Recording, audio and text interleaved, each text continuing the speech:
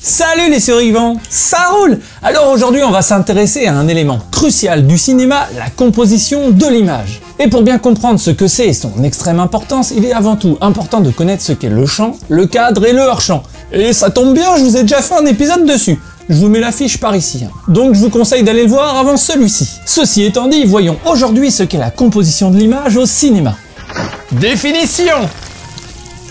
La composition d'un plan réside dans la relation obtenue entre le cadre et la disposition des objets, personnages ou tout ce qui est dans le champ. Cette composition va ainsi pouvoir suivre certaines règles suivant ce qu'elle veut raconter, comme la symétrie, la saturation ou au contraire l'épurement du cadre et bien sûr la fameuse règle des tiers. Mais alors, quelle est cette fameuse règle? Pour faire simple, celle-ci consiste à diviser à l'aide de lignes de force l'image en 3 parties égales de manière horizontale mais également de manière verticale, créant ainsi 9 sous-parties dans l'image. Ici, ces lignes de force sont déjà très importantes pour composer l'image avec les paysages, l'horizon, le ciel, etc. Les points d'intersection entre ces lignes vont être encore plus importants puisque créant ce que l'on appelle des points de force, c'est-à-dire des zones de l'image où notre œil va naturellement venir se poser. Cette règle est utilisée depuis des siècles puisqu'elle repose sur le nombre d'or et a pour but de donner à une image, un bâtiment ou toute autre chose des proportions harmonieuses. Ainsi, le long de ces lignes et de leurs intersections, l'on va souvent retrouver les personnages, les objets ou toute autre chose importante dans le cadre.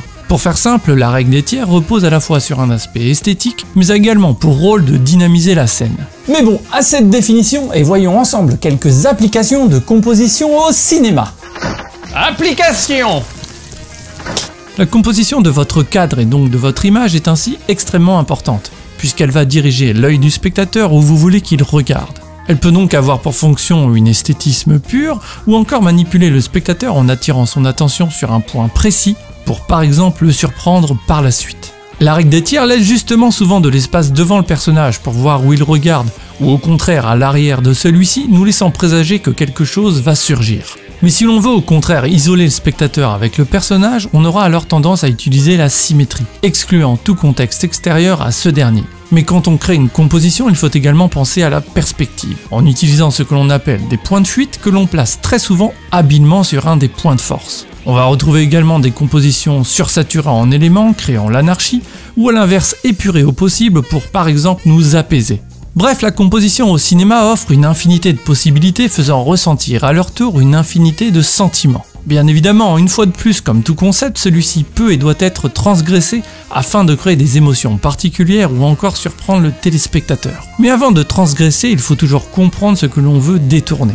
Et si vous voulez en apprendre encore un petit peu plus sur ce concept de composition, je vous recommande cette très bonne vidéo d'Explique-moi encore, prenant comme exemple à tout ceci la Casa de Papel.